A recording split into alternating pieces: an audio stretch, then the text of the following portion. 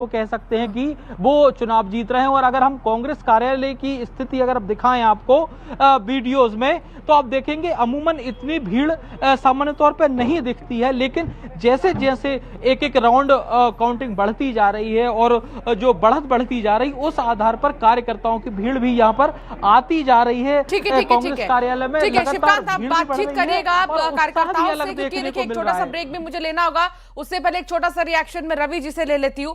रवि जी, आप मानते हैं नरोत्तम मिश्रा मैदान में होते तो थोड़ा सा कंपटीशन टफ होता? मैं समझता हूं कि हमें बहुत आसानी मिलती, और ये बढ़त जो अभी आप 6,500 की देख रहे हैं, और जो हमारा आकलन बता रहा है कि हम लोग 15 से 20,000 वोट में जीतने जा रहे हैं, ये और भी बढ़ जाता। तो दतिया से इस वक्त की सबसे बड़ी खबर आपको बता रहे हैं, 9वें राउंड में भी कांग्रेस को लगातार बढ़त। इस वक्त की ये सबसे बड़ी खबर, कांग्रेस 9,500 से ज्यादा वोटों से आगे है। कांग्रेस प्रत्याशी घनश्याम सिंह लगातार आगे हैं। दतिया से इस वक्त की एक बड़ी खबर सामने आ रही है और लगातार बातचीत का भी सिलसिला हमारा जारी है। बता दें कि जो घनश्याम सिंह है वो 9,000 वोटों से अभी आगे हैं। 9वें राउंड में भी कांग्रेस बढ़त बनाए हुए है। 9,000 से ज्यादा वोटों से आगे है कांग्रेस के कैंडिडेट, और ये बहुत बड़ी बात है।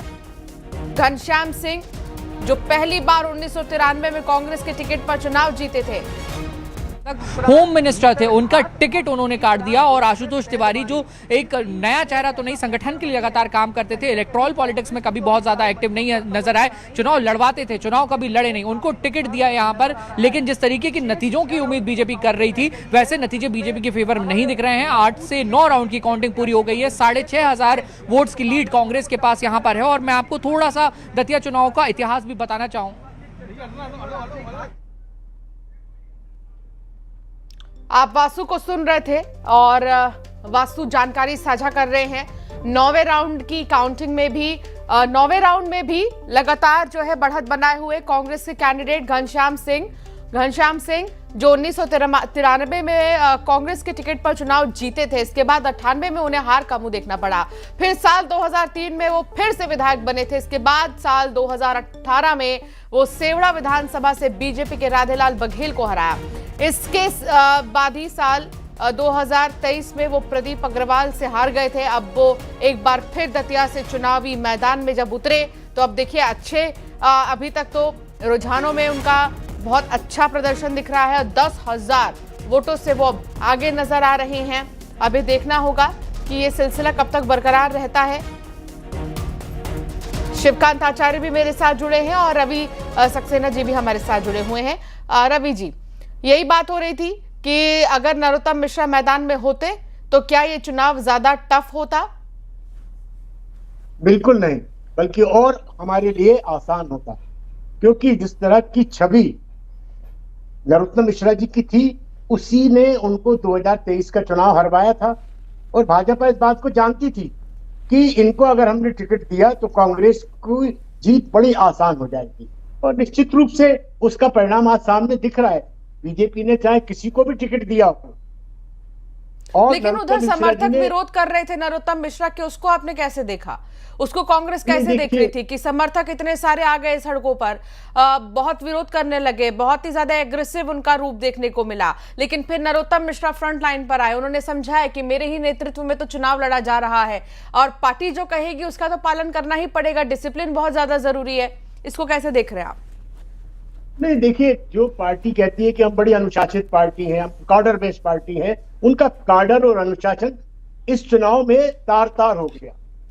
जिस तरह से दतिया में कार्यकर्ताओं ने हुड़दंग मचाया, जिस तरह से सारी सीमाओं को लांघा, उसने भारतीय जनता पार्टी के अनुशासन की जो चुनरिया थी उसको तार तार कर दिया। उसको बता दिया कि इस पार्टी में कोई अनुशासन नहीं है, और क्योंकि उसके बाद फिर कोई कार्रवाई भी उनके खिलाफ नहीं हुई, बल्कि और उनके हाथ पांव जोड़ के उनको वापस लाया गया। तो जब इस तरह का काम होता है तो जनता समझ जाती है कि ये पार्टी कहती कुछ है, करती कुछ है, बताती कुछ है, और दिखाती कुछ है, और करती कुछ है। घनश्याम सिंह, अगर आखिरी राउंड तक घनश्याम सिंह की यही बढ़त अगर नजर आती है रवि जी, तो देखिए बड़ा क्रेडिट तो फिर जीतू पटवारी को जाएगा, जिनके नेतृत्व में ये चुनाव लड़ा गया?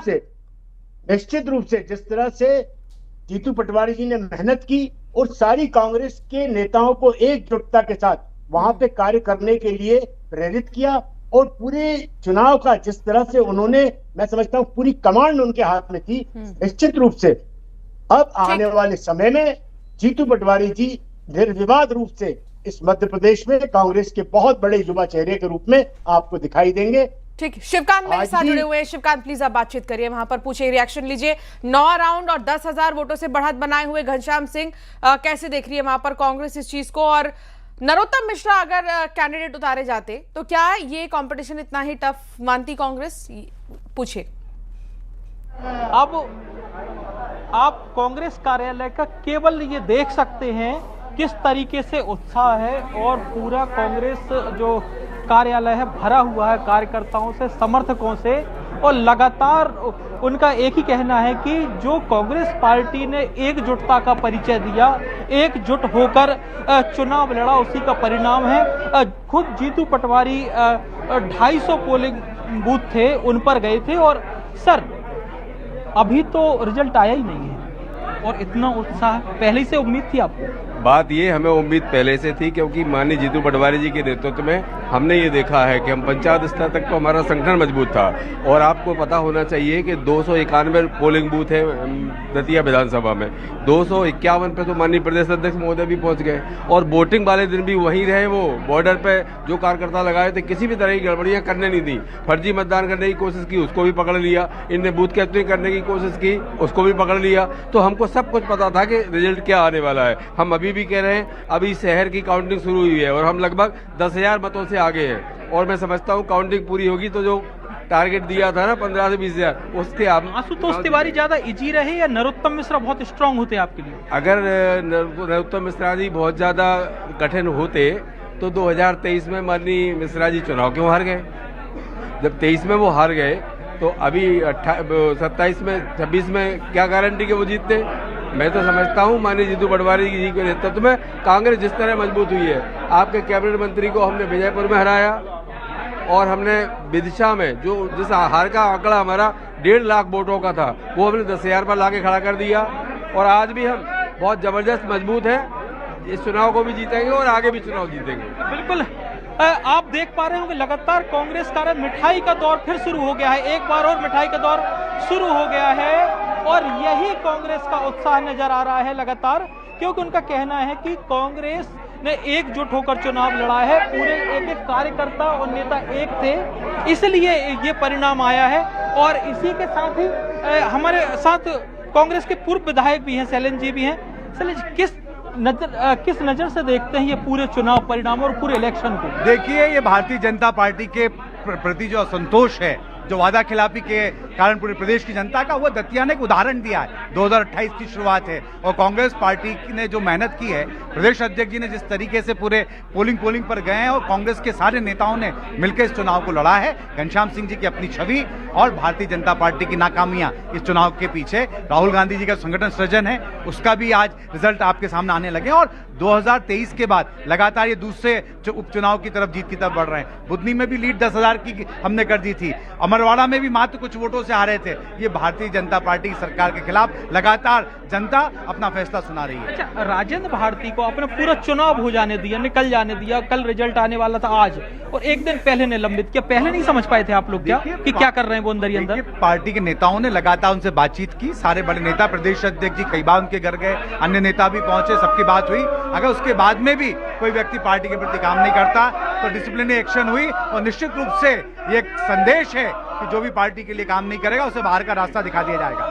बिल्कुल, आप देख पा रहे हैं जलेबियां, लड्डू, मिठाई और नारेबाजी लगातार कांग्रेस के कार्यकर्ताओं, सीनियर लीडर की ओर से की जा रही है, और निश्चित तौर पर ये उत्साह होना ही चाहिए, क्योंकि उपचुनाव में जिस तरीके से बढ़त लगातार कांग्रेस पार्टी को मिल रही है, लगभग 9 राउंड कंप्लीट हो चुके हैं, केवल 4 से 5 राउंड की वोट काउंटिंग बची है, और 9,000 से ज्यादा की लीड है। तो अब उनके अंदर जो उत्साह है वो अंतिम है, उनका ये मानना तय है कि चुनाव लगभग वो जीत रहे हैं। लेकिन सबसे बड़ी बात देखने में आ रही, सभी लोग, पूरे कार्यकर्ता, कांग्रेस के नेता हों, कार्यकर्ता हों, जीतू पटवारी को श्रेय दे रहे हैं, एक एक पोलिंग बूथ पर गए थे वो।